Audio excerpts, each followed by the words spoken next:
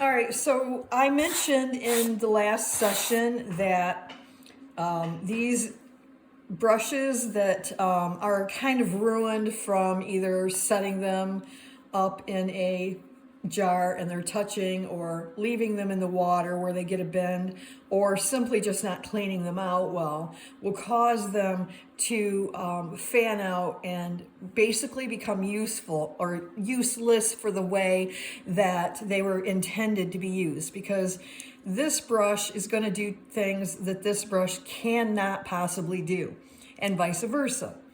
So we've already talked a little bit about the flat brush, and I don't want to necessarily go over that again in the same way, but I do want to at least show you a little bit about what happens with these brushes once they've fanned out. So the first thing I'm going to do is I'm going to use a flat brush that has a little bit better shape to it, okay? And I'm going to just push it. I'm not pushing down on it, but I'm just tapping the canvas with it and creating some shapes. But it's just the same shape pretty much every time, right? And if I were to set it on its side and push, I'm going to have the same basic shape every time. And that's because the brush is good. It's a new, good brush. And I can rely on those bristles, okay? So here's what I'm talking about offloading.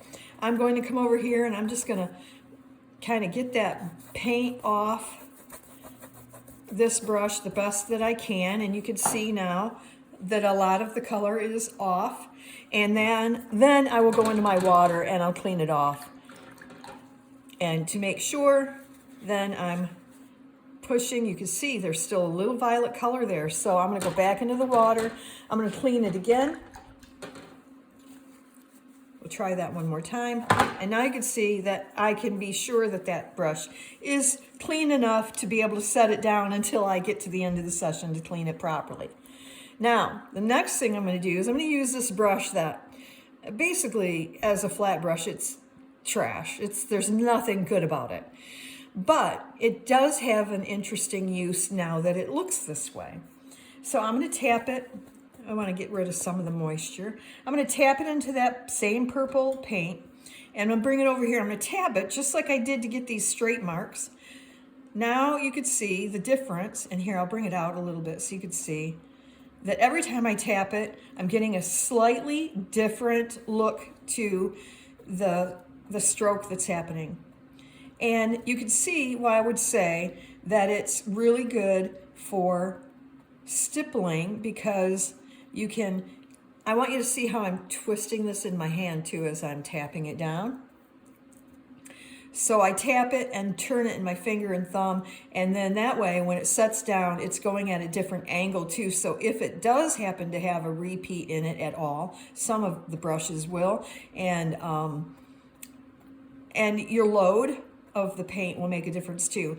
So I'm twisting it just a little bit in my fingers like that with each tap, so that I do not get any repeated pattern and I get this nice stippling effect very quickly with this brush that we would have considered trash. Had we not known, it would make these wonderful marks.